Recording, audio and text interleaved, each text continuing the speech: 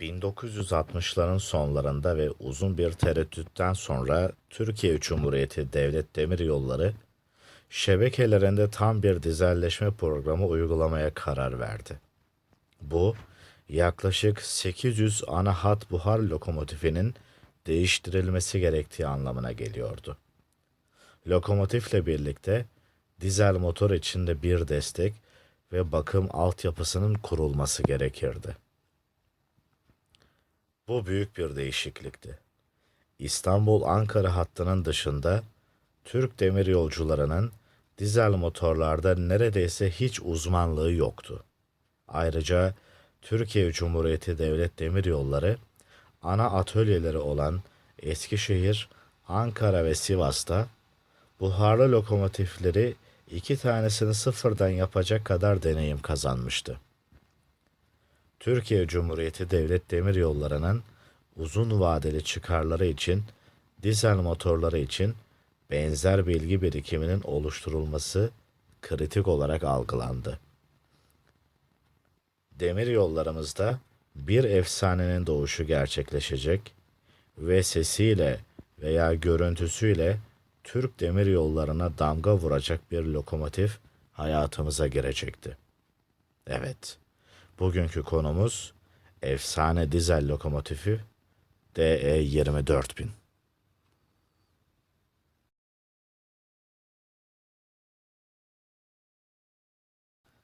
1957'de DE 20000 ile başlayan demiryollarımızdaki dizelleşme adımları 1961'de DH 27000 ve 1964'te DE 21500 ile perçinlenmeye devam etti. Ne var ki tam anlamıyla dizelleşme sağlanamamıştı. Sınırlı sayıdaki lokomotiflerden DE 20000, DE 21500 ve DH 27000'likler demir yollarımızın dizelleşmesi konusunda ilk adımlar olsa da daha ciddi ve istikrarlı olunması gerekiyordu. Bu büyük bir değişiklikti. İstanbul-Ankara hattının dışında Türk demir yolcularının dizel motorlarda neredeyse hiç uzmanlığı yoktu.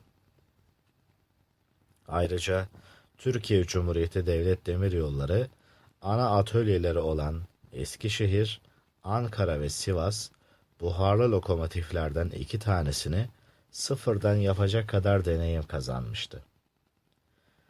Türkiye Cumhuriyeti Devlet Demiryolları'nın uzun vadeli çıkarları ve dizel motorlar için benzer bilgi birikiminin oluşturulması kritik olarak algılandı.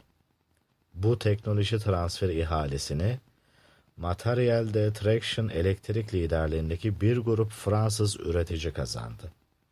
15 Ekim 1968'de Türkiye Cumhuriyeti Devlet Demiryolları ile MTE arasında imzalanan sözleşmede şunlar öngörüldü. 2400 beygir gücündeki DE 24000 ve 1800 beygir gücünde DE 18000 tedariki, yılda 20 lokomotif bazında ithal edilen parçalarla bu lokomotifleri Türkiye'de monte etme lisansı ve teknoloji transferi, genel yapısal özellikler ve program liderliği, dizel parçalar, elektrikli parçalar ve mekanik parçalar. İlk lokomotif 20 Şubat 1970'te Fransa'da testler için çıkarıldı. Daha sonra DE 24000'in Türkiye'deki fiili üretimi 1970'ten 1984'e kadar 14 yılda yaklaşık 30 adet olacaktı. 24001 ile 24010 lokomotifleri ithal olarak geldi. 24011'den itibaren yerli üretim gerçekleşecektir. Toplamda 418 adet ünite çıktı ve Türkiye Cumhuriyeti Devlet Demiryolları'nın buhar motorlarının çoğunu ortadan kaldırmasını sağladı. DE 24000, 1980'lerin ve 1990'ların sembolik motorları oldu. Her türlü görevde ve ülkenin her yerinde görülebildiler. Teknoloji transferi anlaşması da bir başarı olarak kabul edilebilir. DE-24.000'in üretimi boyunca Türkiye Cumhuriyeti Devlet Demiryolları ve Türk tedarikçileri yerel içeriği kademeli olarak arttırmayı başardı. Sipariş sonunda ihtiyaç duyulan parçaların tamamına yakını Türkiye'de üretildi. Türkiye Cumhuriyeti Devlet Demiryolları, DE-24.000'in bakımı ve ağır nakliyesi için yabancı kaynaklardan oldukça bağımsız hale geldi. Seçilen dizel motor, 1963'ten beri BB-67000'de kullanılan kanıtlanmış bir motor olan Pielstick 16 PA4 idi. Bu motor, Fransa'da kazanılan deneyimden ve SCNF'nin 1960'lar boyunca dizel çekiş alanında yaptığı kapsamlı araştırmadan yararlandı. Tasarım, çalışma koşullarının SNCF'dekinden daha şiddetli olduğu durumlarda Türkiye Cumhuriyeti Devlet Demiryolları'nın gereksinimlerini karşılayacak şekilde uyarlanmıştır. Elektrik iletimi silikon doğrultuculu AC/DC tipindedir.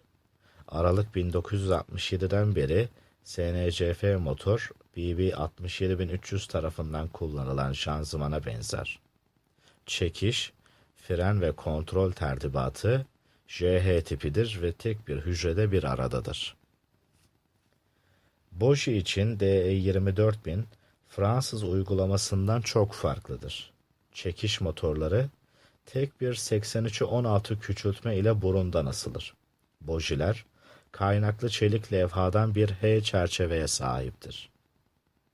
Gövdeyi kauçukta ikincil süspansiyon ile taşırlar. Birincil süspansiyon, yüksek elastikiyet sunan sarmal yaylarla sağlanır ve sürtünme amortisörleri tarafından kontrol edilir. Lokomotif, Amerikan yol değiştirici tarzında dar bir gövdeye sahiptir. Bazı motorlarda dinamik frenleme ve bazılarında tren ısıtması için buhar jeneratörü bulunuyordu. Şubat 2003 itibariyle 130'dan fazla ünite hizmetten çekilmiştir.